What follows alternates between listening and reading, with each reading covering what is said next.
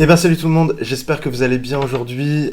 Comme je vous l'avais précisé il y a quelques temps, je documente mon évolution sur les prochaines semaines, prochains mois, voire même du coup la prochaine année jusqu'à la compétition qui se déroulera en septembre 2023. Donc du coup aujourd'hui je vais vous faire un retour après justement ces 8 semaines, voire même du coup 9 semaines d'évolution sur le premier cycle de maintien. Pour vous raconter un petit peu depuis le début, j'avais fait, je crois, le premier physique update autour du 20 septembre. Donc, je vous avais présenté les photos de départ.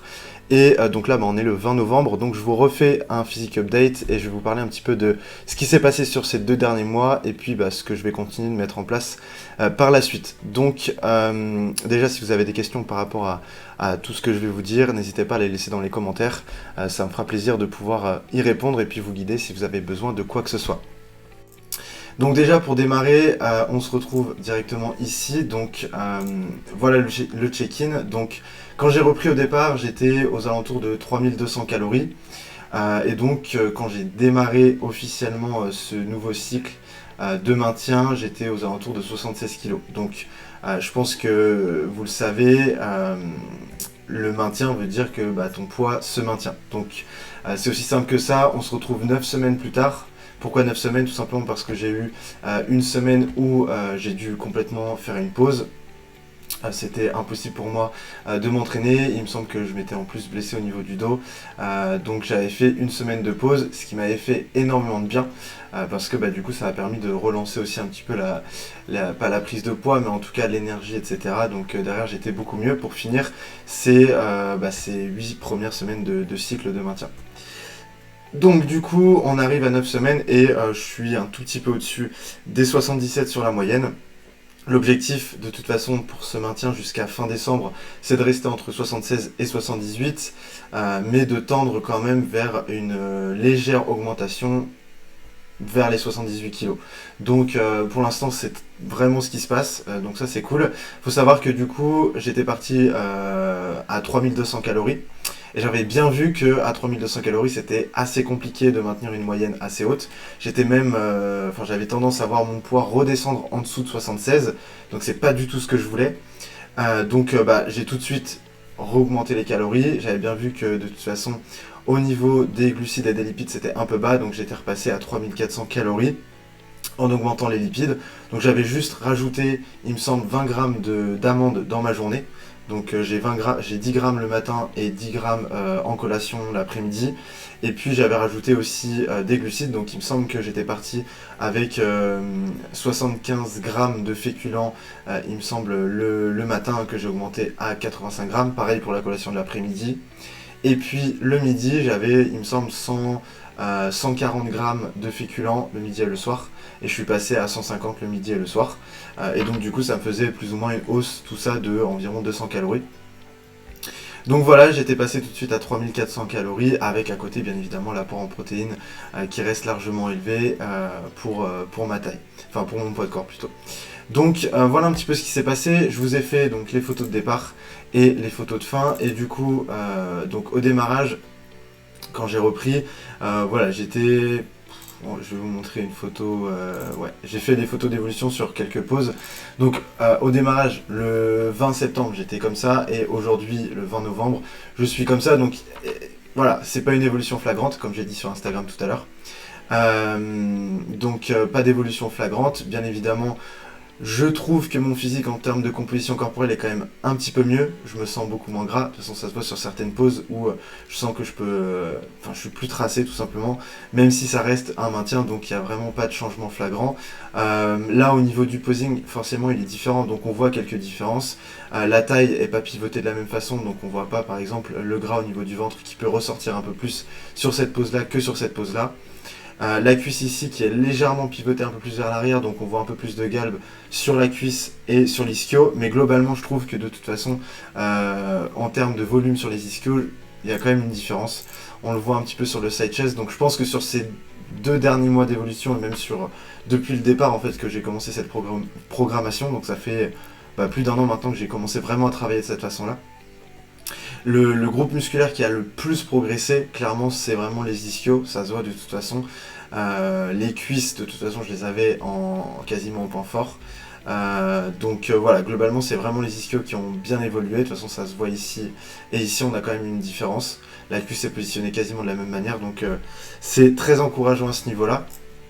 Après aussi, ce qui prouve que la composition corporelle est un peu meilleure, c'est au niveau du vacuum ici.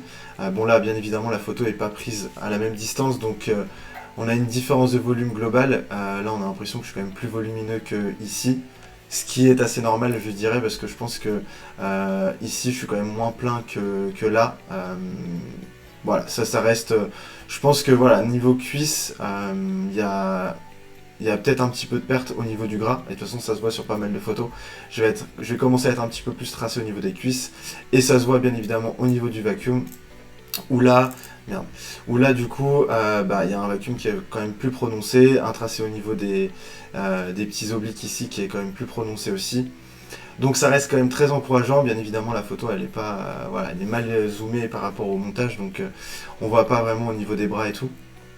Mais franchement, c'est très encourageant. Encore une fois, comme je le dis, je parle souvent aussi de faire attention au volume musculaire entre la prise de masse et la sèche. Parce qu'en prise de masse, on va avoir tendance à avoir des points forts musculaires, ou en tout cas, on va appeler ça des points forts musculaires. Mais personnellement, on me dit souvent, ouais, t'as des grosses cuisses, etc. Même au niveau, au niveau fessier, en fait. Je vais avoir une shed pose qui va être très développée au niveau du bas du corps. Mais au final, ça reste une prise de masse, et une prise de masse, c'est aussi égal à une prise de gras. Ces derniers temps, ça a été ça.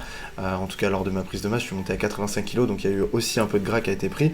Et forcément, le volume musculaire global, il a été assez important. Enfin, le volume global a été assez important. Et c'est pas forcément du volume musculaire, c'est ça que je veux vous expliquer.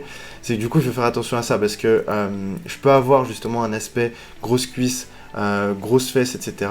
Mais en sèche, justement, je vais perdre beaucoup en masse à ce niveau-là, en masse grasse. Et donc forcément, ça va rendre quelque chose de beaucoup plus fin. C'est pour ça que ce sera sûrement un des focus que je vais mettre en place lors de la perte de gras que je vais faire à partir de début janvier. Donc voilà un petit peu le topo à ce niveau-là.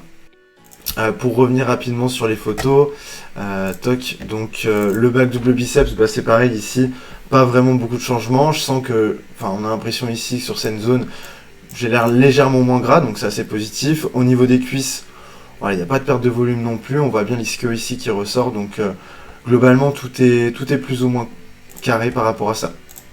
Donc pour la suite, qu'est-ce que je vais mettre en place? C'est très simple. Donc là j'étais sur un training plan de 5 jours, 5 jours d'entraînement, 2 push, 1 pull, 1 legs et un density. Donc pour rappel, le density c'est un rappel dos avec un gros focus sur la chaîne post, donc ischio fessier. Donc voilà, et en fait pour la suite je vais clairement garder la même stratégie, pour l'instant ça marche très bien. Donc là sur mon push 1 je vais avoir un focus principalement sur les épaules. Je commence par les épaules, mais je finis avec un gros travail de pec, et surtout avec un rappel, ou un travail du bas des pecs avec du décliné ou des dips par exemple. Encore une fois je le rappelle, il n'y a pas d'exercice magique dans tout ce qu'on fait. C'est juste des focus différents, il n'y a pas d'exercice en particulier à faire, c'est des focus différents pour chaque exercice. Donc par exemple, si je veux travailler mon bas de pec, je vais faire du développé décliné ou des dips. Il n'y a pas qu'un exercice qui va correspondre pour faire celui-ci par exemple, pour travailler, pour avoir ce focus tout simplement. Donc voilà à ce niveau-là. Au niveau du pull, donc c'est cet entraînement-là, je garde un équilibre entre le travail du grand dorsal et le travail des trapèzes. Sur mon density, il y a un gros travail aussi au niveau des trapèzes et du grand dorsal, mais aussi bien évidemment la région lombaire avec par exemple du soulevé de terre. Du soulevé de terre que je vais sûrement modifier en espérant que du coup mon dos aille mieux, parce que à mi-parcours de ce cycle j'ai eu pas mal de problèmes de dos, j'ai dû arrêter du coup une semaine à cause de mon dos, et là je me retrouve avec un problème au niveau du bas du dos aussi. Je pense m'être blessé bêtement pendant mon legs, donc ça c'est assez relou. Donc voilà, je vais voir si je modifie pas mon soulevé de terre. Et puis après, nous avons tout simplement les legs. Donc là, j'ai rajouté les adducteurs, parce que bien évidemment, on a une super machine qui arrive RBC. Donc c'est la machine à adducteurs tout simplement, que je mets en fin de séance. Donc c'est pareil, je pense que dans les prochains mois, il y a une belle évolution à voir sur tout simplement les legs, en tout cas les adducteurs. Donc voilà, les focus vont rester plus ou moins les mêmes. De toute façon, il n'y a pas grand chose à changer. Et encore une fois, changer de programme trop souvent, ça n'a pas d'intérêt. Donc quand tu me demandes qu'est-ce que je pourrais avoir comme programme et combien de fois il faut changer d'exercice ou quand est-ce qu'il faut changer de programme, moi j'avoue que mes focus restent les mêmes depuis le début. Parce que pour l'instant, ça marche très bien comme ça. J'essaie de mettre un focus sur le haut de pec, sur la partie claviculaire principalement, dans mon push 2. Je commence par des écartés sur un banc à 45 degrés et du développé incliné à la Cybex chest press qu'on a à RBC. Voilà. En gros, c'est le topo pour les 2 derniers mois et puis pour la suite. Donc si tu as des questions par rapport à tout ça, n'hésite pas à me le dire dans les commentaires. En tout cas, hâte de voir la suite, physiquement parlant, et puis n'hésite pas aussi à partager ton évolution, bien évidemment, avec moi dans les commentaires, ou directement en DM si tu as aussi des questions sur Instagram. Voilà, donc je te souhaite une bonne journée, et puis on se dit à très bientôt pour le prochain Physique Update. Salut, salut.